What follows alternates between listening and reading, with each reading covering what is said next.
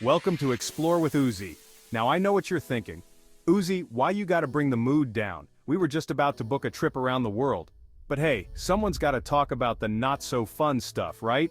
Today, we're diving into countries with travel restrictions for Israeli citizens. It's a bummer, but knowledge is power.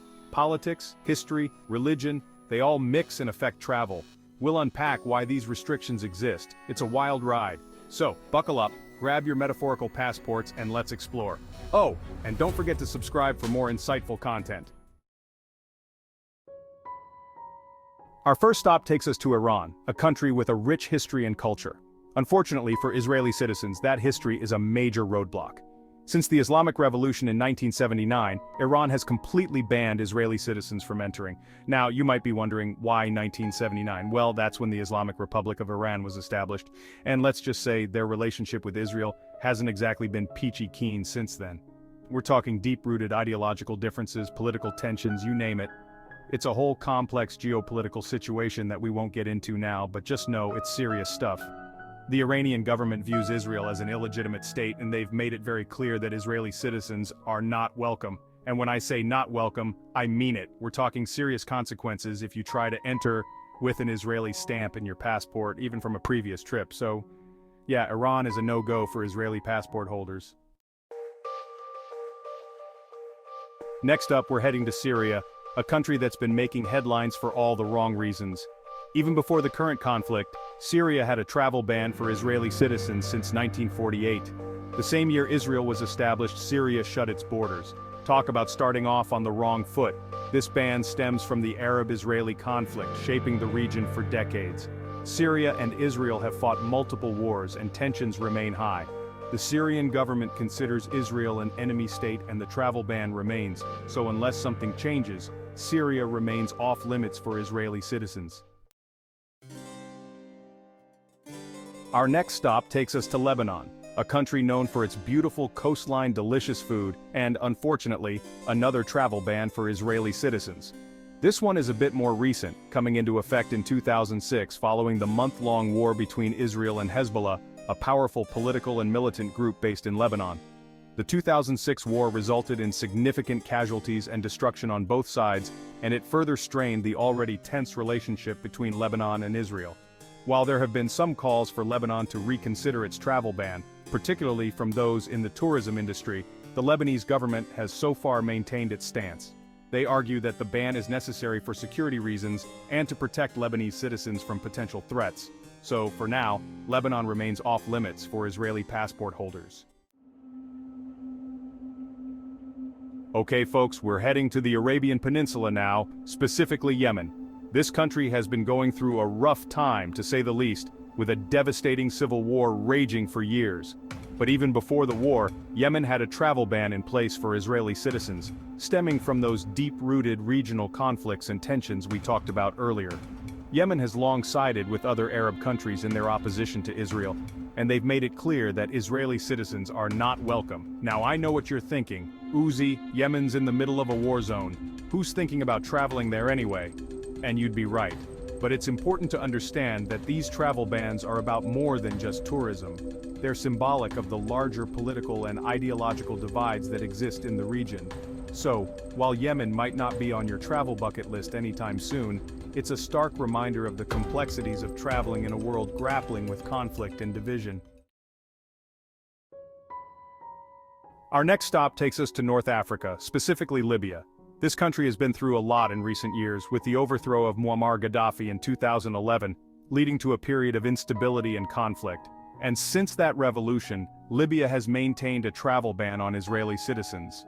Now this ban isn't exactly surprising, given Libya's history of opposing Israel and supporting Palestinian statehood.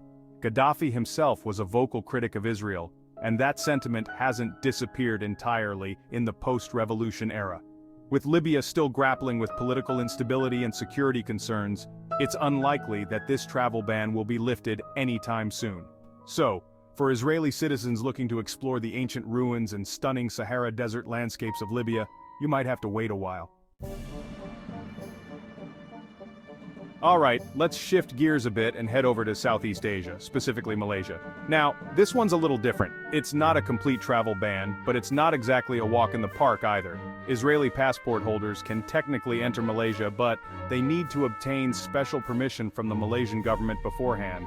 And let me tell you, that's not always easy. This restriction stems from Malaysia's diplomatic stance on the Israeli-Palestinian conflict. They've been critical of Israel's policies towards Palestinians and have expressed solidarity with the Palestinian cause. This has led to some frosty diplomatic relations between the two countries, which trickles down to travel restrictions. So, if you're an Israeli citizen planning a trip to Malaysia, be prepared for some extra bureaucratic hurdles. It's not impossible, but it definitely requires some careful planning and patience. Our journey through travel restrictions takes us next to Indonesia, the world's largest island country known for its stunning beaches, vibrant culture, and, you guessed it, more complicated travel rules for Israeli citizens. Similar to Malaysia, Indonesia doesn't have a blanket ban on Israeli citizens, but it's not as simple as booking a flight and hopping on a plane. Israeli passport holders need to apply for special permits to enter Indonesia, and these permits are not always granted easily. This policy reflects the complex relationship between Indonesia and Israel, rooted in Indonesia's support for Palestinian statehood and their stance on the Israeli-Palestinian conflict. Despite having no formal diplomatic relations, Indonesia and Israel do engage in some trade and security cooperation. However, this hasn't translated into easing travel restrictions for Israeli citizens just yet.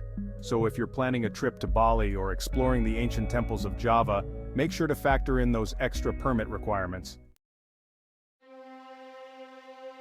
Chapter 8, Pakistan. No welcome mat. Here, let's be real folks, we all knew this one was coming. Our next stop takes us to Pakistan, a country with a complex history and, unfortunately, a complete lack of diplomatic relations with Israel. This means travel to Pakistan for Israeli citizens is heavily restricted, bordering on impossible. It's not just a matter of getting a visa or special permission, it's a whole different ballgame. The reasons behind this are deeply rooted in the Israeli-Palestinian conflict and Pakistan's unwavering support for Palestinian statehood.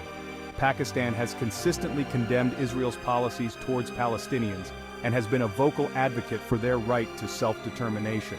This stance has shaped Pakistan's foreign policy, leading to the absence of diplomatic ties with Israel and consequently, severe travel restrictions for Israeli citizens.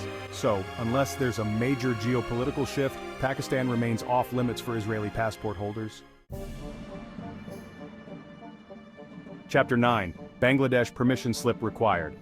Our penultimate stop takes us to Bangladesh, a country known for its lush greenery, vibrant culture, and you guessed it, more travel restrictions for Israeli citizens. Bangladesh requires Israeli passport holders to obtain special permission to enter the country, a policy rooted in their diplomatic stance on the Israeli-Palestinian conflict. Bangladesh has consistently supported Palestinian self-determination and has been critical of Israel's policies towards Palestinians. This has resulted in strained diplomatic relations between the two countries, and consequently, travel restrictions for Israeli citizens. While Bangladesh and Israel do engage in some trade, the lack of full diplomatic relations creates barriers for travel and people-to-people exchanges. So, if you're an Israeli citizen hoping to experience the beauty of the Sundarbans mangrove forest, or explore the historical sites of Bangladesh, be prepared for some extra paperwork and uncertainty. Chapter 10, Algeria Diplomacy Dictates Travel. Our final stop on this eye-opening journey takes us to Algeria, a North African nation known for its stunning landscapes, rich history and, you guessed it, more travel restrictions for Israeli citizens. Algeria restricts travel for Israeli passport holders due to ongoing diplomatic tensions stemming from, you guessed it, the Israeli-Palestinian conflict. Algeria has long been a supporter of Palestinian statehood and has condemned Israel's policies towards Palestinians. This has resulted in strained diplomatic relations between the two countries, making travel for Israeli citizens difficult, if not impossible. While there have been some calls for Algeria to reconsider its stance, particularly from those in the tourism industry, the government has so far maintained its position. So, for now, exploring the ancient Roman ruins of Timgad or venturing into the vast Sahara Desert in Algeria remains a distant dream for Israeli citizens. And there you have it, folks, a glimpse into the often overlooked world of travel restrictions. It's a complex issue with deep historical, political, and ideological roots, and it's something that many travelers unfortunately have to navigate. Remember, travel restrictions can change at any moment, so it's crucial to stay updated on the latest advisories from your government and the countries you plan to visit. If you found this video helpful, give it a thumbs up and subscribe for more updates on global travel and politics. Until next time, safe travels!